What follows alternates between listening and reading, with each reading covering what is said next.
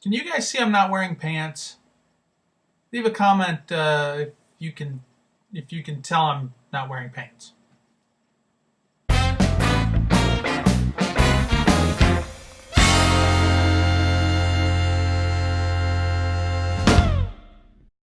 Welcome, welcome. Another week is come and gone. We are now on to week 9 of fantasy football season. Jen's not able to make it this evening, so it's just going to be me solo this evening. Well,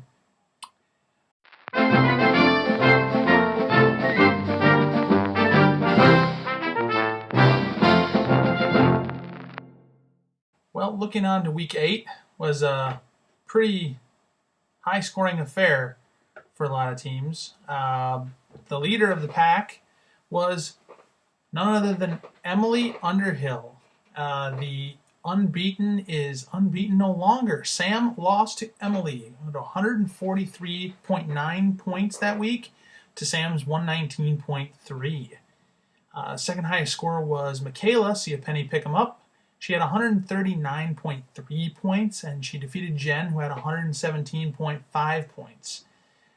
Both Sam and Jen, had they faced anybody else during the week, would have won. So just the luck of the draw of having to face off against Emily and Michaela this week.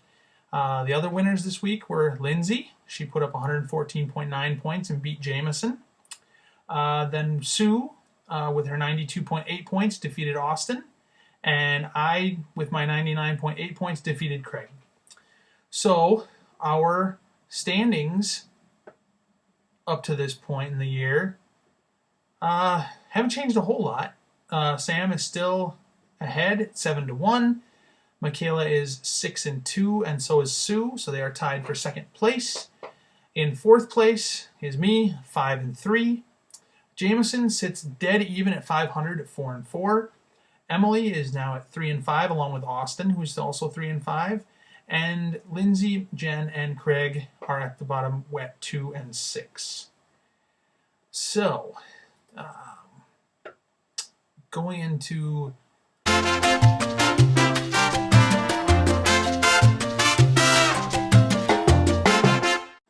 booms, busts, and big outs for Jen.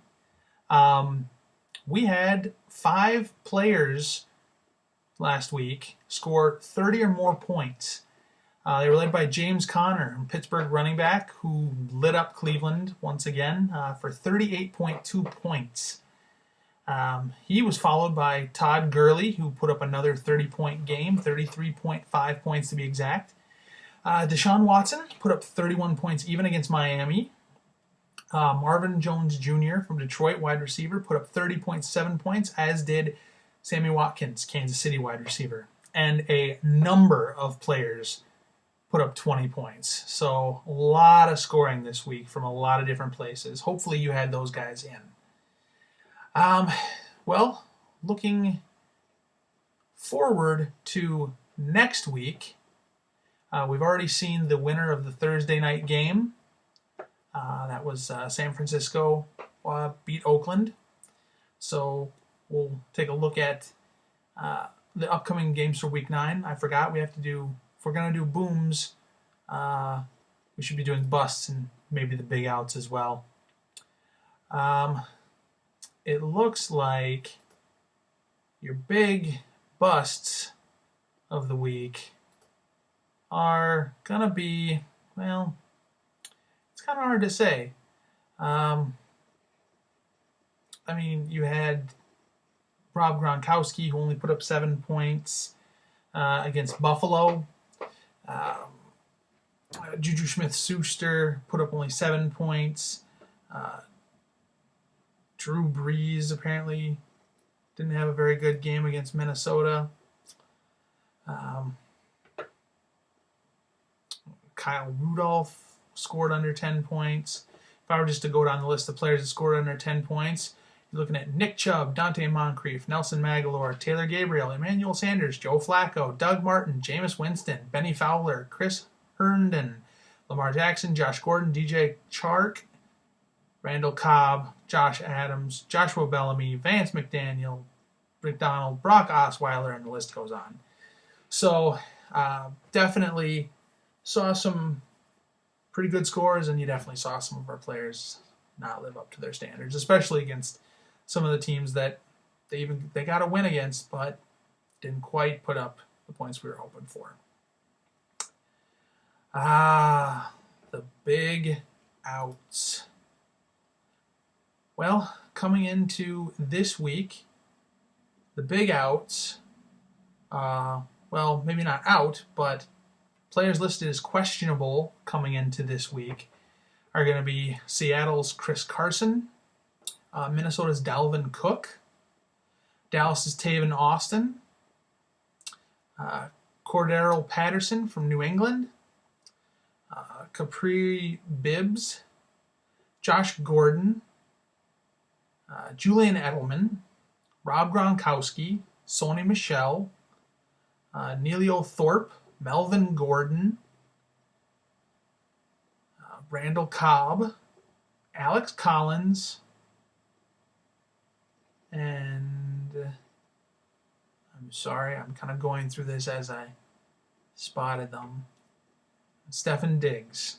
Those are the big outs, or the big questionables going into this week. Now, the big outs, players we know are not going to play, are Buffalo's quarterback Josh Allen. He's not going to play again.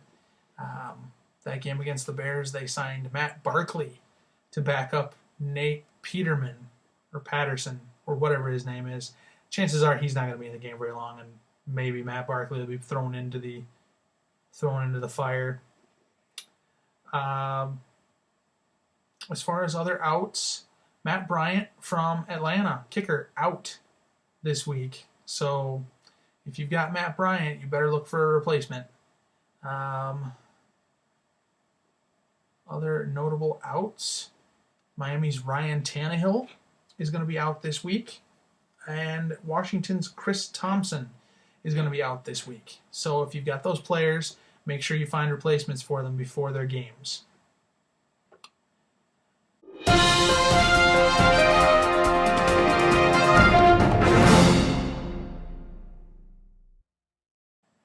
And speaking of games, Week 9, we're getting ever so much closer to the playoff picture. All right, the 12 o'clock noon games this week are going to be Chicago at Buffalo, Kansas City at Cleveland, New York Jets at Miami, Detroit at Minnesota, Atlanta at Washington, Tampa Bay at Carolina, and Pittsburgh at Baltimore.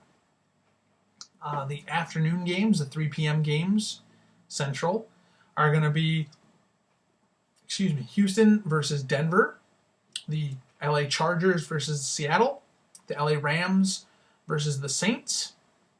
The Sunday night game is going to be Green Bay at New England, and the Monday night game is going to be Tennessee at Dallas. That leaves Cincinnati, Indianapolis, the New York Giants, Philadelphia Eagles, Arizona Cardinals, and the Jacksonville Jaguars as this week's bye-week teams. So if you've got players for the Bengals, the Colts, the Giants, the Eagles, the Cardinals, or the Jaguars, definitely going to need to find replacements and get in some players that are going to play this week. And just a tip, make sure that if you've got the opportunity to play your late afternoon game players in the flex position, that way you can possibly have a bit more flexibility when deciding if you want to play certain guys. Well, that's what we're going to have for NFL matchups. Maybe, just maybe, we want to talk about the actual league matchups. Our league. What a quaint idea. Well, it looks like Sam's going to have to try and bounce back against Jen this week. The Sam Raptors are taking on Lights Camara action. Craig is going to be taking on Emily this week. Lindsay versus Michaela. Sue versus Jameson. And that leaves Austin versus me. So we've already had a couple of players. The Thursday night game's already played. The only team that both players have points on so far is Sam and Jen. Sam had Mr. Kittle from San Francisco, who scored him 16.8 points, and Jen also had Mr. Cook from Oakland, who only scored her 2 points. But they were both tight ends, so we'll see what happens. The only other player that had anybody in last week was Emily. Emily had Marquise Goodwin from San Francisco, and he was able to get 1.3 points for her. So, as of these matchups, according to the ESPN Fantasy Football app, which we all love and loathe, Austin is projected to have 88.4 points this week, as I'm projected to have 105.6 points. Samuel is projected to have another over 120-point week at a 121.9 points. Jen is projected to have 75.8 points. Craig is projected to have 57.9 points. Emily is projected to have 78.7. Lindsay is projected to have 97.8 points, and Mikhail is projected to have 109.4. Sue is projected to have 84.6 points, and Jameson is projected to have 89.7. So that is definitely the closest matchup thus far. So it'll be interesting to see how accurate or inaccurate ESPN is this week. And that is, I think, going to be it tonight. Very short and sweet. I hope that was useful for everybody. I hope everybody's having a good week. Hope everybody had a great Halloween. Thank you very much for sending in the photos of everybody in their costumes. Really enjoyed seeing those. And speaking of which, why don't you get a chance to see those right now?